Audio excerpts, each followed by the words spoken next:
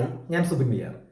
എല്ലാവരും കഴിഞ്ഞ സാമ്പത്തിക വർഷത്തെ ഇൻകം ടാക്സ് റിട്ടേൺ ഫയൽ ചെയ്തിട്ടുണ്ടായിരിക്കുമെന്ന് കരുതുന്നു. ഇൻകം ടാക്സ് റിട്ടേണിന്റെ വേരിഫിക്കേഷനുമായി ബന്ധപ്പെട്ട് വളരെ സുപ്രധാനമായിട്ടുള്ള ഒരു നോട്ടിഫിക്കേഷൻ ഡിപ്പാർട്ട്മെന്റ് ഇറക്കിയിട്ടുണ്ട്. ആഗസ്റ്റ് 1, 2022 മുതലാണ് ആ നോട്ടിഫിക്കേഷൻ നിലവിൽ വന്നിരിക്കുന്നത്. നമുക്ക് എല്ലാവർക്കും അറിയാവുന്ന കാര്യമാണ്, ഇൻകം ടാക്സ് റിട്ടേൺ ഫയൽ ചെയ്യുന്ന എല്ലാവരും അവരുടെ റിട്ടേൺ വെരിഫൈ ചെയ്യേണ്ടതായിട്ടുണ്ട്.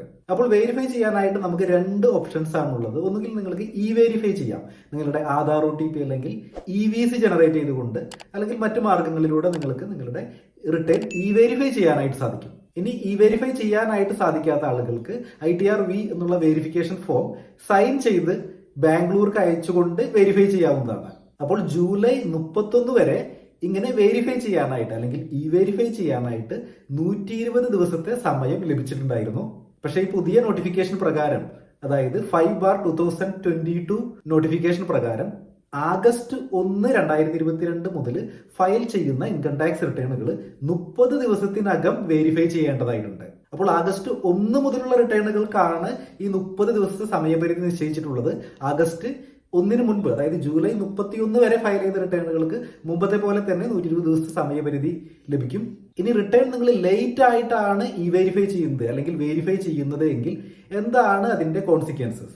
സമയപരിധിക്കുള്ളിൽ നിങ്ങൾ റിട്ടേൺ വെരിഫൈ ചെയ്തിട്ടുണ്ടെങ്കിൽ വെരിഫൈ ചെയ്തിട്ടുണ്ടെങ്കിൽ ഏത് ദിവസമാണോ നിങ്ങൾ സിസ്റ്റത്തിലൂടെ റിട്ടേൺ അപ്ലോഡ് ചെയ്തത് ആ ദിവസം തന്നെയായിരിക്കും റിട്ടേൺ ഫയൽ ചെയ്ത ദിവസമായിട്ട് കണക്കാക്കുക.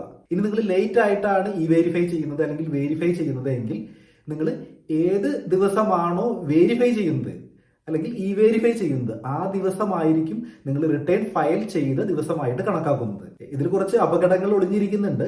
കാരണം നിങ്ങൾ 120 ദിവസം അല്ലെങ്കിൽ 30 ദിവസത്തിന് ശേഷമാണ് നിങ്ങൾ വെരിഫൈ ചെയ്യുന്നതെങ്കിൽ തീർച്ചയായിട്ടും നിങ്ങൾ റിട്ടേൺ ഫയൽ ചെയ്ത ദിവസം ആയിട്ട് കണക്കാക്കുന്നത് നിങ്ങൾ എന്നാണോ ലേറ്റ് ആയിട്ട് വെരിഫൈ ചെയ്യുന്നത് ആ ദിവസമായിരിക്കും.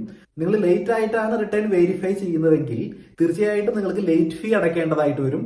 കൂടാതെ സെക്ഷൻ 234 പ്രകാരം നിങ്ങൾക്ക് ഇൻട്രസ്റ്റും വരും. അത് മാത്രമല്ല, പല ആളുകളും ഷെയർ ട്രേഡ് ചെയ്യുന്ന ആളുകൾ അല്ലെങ്കിൽ ഫ്യൂച്ചേഴ്സ് ഓപ്ഷൻസ് അല്ലെങ്കിൽ ബിസിനസ് ലോസ് ഉള്ള ആളുകൾ പലരും ചിലപ്പോൾ റിട്ടേൺ ഡ്യൂ ഡേറ്റിന് മുൻപ് ഫയൽ ചെയ്തിട്ടുണ്ടായിരിക്കാം. പക്ഷേ ഈ 120 ദിവസത്തിന് ശേഷമാണ് വെരിഫൈ ചെയ്യുന്നത് എങ്കിൽ നിങ്ങളുടെ ലോസ് ക്യാരി ഫോർവേഡ് ചെയ്യാനായിട്ട് സാധിക്കില്ല. കാരണം നിങ്ങളുടെ ഡേറ്റ് ഓഫ് ഫയലിംഗ് റിട്ടേൺ വരുന്നത് ഈ 120 ദിവസത്തിന് ശേഷമുള്ള ഒരു ഡേറ്റ് ആയിരിക്കും. അപ്പോൾ തീർച്ചയായിട്ടും ഇൻകം ടാക്സ് റിട്ടേൺ ഫയൽ ചെയ്ത എല്ലാവരും റിട്ടേൺ ഉടനെ തന്നെ വെരിഫൈ ചെയ്യാനായിട്ട് ശ്രദ്ധിക്കുക. സാധിക്കുമെങ്കിൽ ആധാർ OTP ഉപയോഗിച്ചുകൊണ്ട് അല്ലെങ്കിൽ EVC ജനറേറ്റ് ചെയ്തുകൊണ്ട് ഉടനെ തന്നെ വെരിഫൈ ചെയ്യുക. വെരിഫിക്കേഷൻ സാധിക്കാത്ത ആളുകൾ ഇപ്പോൾ തന്നെ ITR-V എന്നുള്ള വെരിഫിക്കേഷൻ ഫോം പ്രിന്റ് ഔട്ട് എടുത്തുകൊണ്ട് സൈൻ ചെയ്ത് ബാംഗ്ലൂർക്ക് അയച്ചു കൊടുക്കുക. അതുമാത്രമല്ല, നോട്ടിഫിക്കേഷനിൽ വന്നിരിക്കുന്ന മറ്റൊരു സുപ്രധാനമായിട്ടുള്ള ഒരു കാര്യം, ITR-V എന്നുള്ള വെരിഫിക്കേഷൻ ഫോം പ്രിന്റ് ചെയ്ത് നിങ്ങൾ ബാംഗ്ലൂർക്ക് അയക്കുകയാണെന്നുണ്ടെങ്കിൽ ഇനി മുതൽ സ്പീഡ് പോസ്റ്റ് ആയിട്ട് മാത്രമേ അയക്കാനായിട്ട് സാധിക്കുകയുള്ളൂ. അതായത് സ്പീഡ് പോസ്റ്റ് ആയിട്ട് അയക്കുന്ന ITR-V ഫോമുകൾ മാത്രമാണ് അവിടെ സ്വീകരിക്കുകയുള്ളൂ.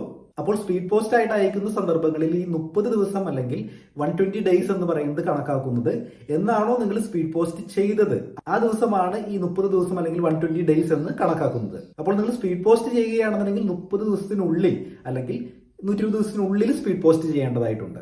ഇൻകം ടാക്സുമായി ബന്ധപ്പെട്ട് മലയാളത്തിൽ ഏറ്റവും കൂടുതൽ വീഡിയോസ് ഉള്ളത് നമ്മുടെ ചാനലിലാണ്. ഇതുപോലെ ഇൻകം ടാക്സുമായി ബന്ധപ്പെട്ട് അല്ലെങ്കിൽ പേഴ്സണൽ ഫിനാൻസുമായി ബന്ധപ്പെട്ട് വീഡിയോസ് കാണാനായിട്ട് നമ്മുടെ ചാനൽ സബ്സ്ക്രൈബ് ചെയ്യുക. ഈ വീഡിയോയുമായി ബന്ധപ്പെട്ട് നിങ്ങൾക്ക് എന്തെങ്കിലും അഭിപ്രായങ്ങളോ സംശയങ്ങളോ ഉണ്ടെങ്കിൽ നിങ്ങൾക്ക് കമന്റ് ബോക്സിൽ രേഖപ്പെടുത്താം.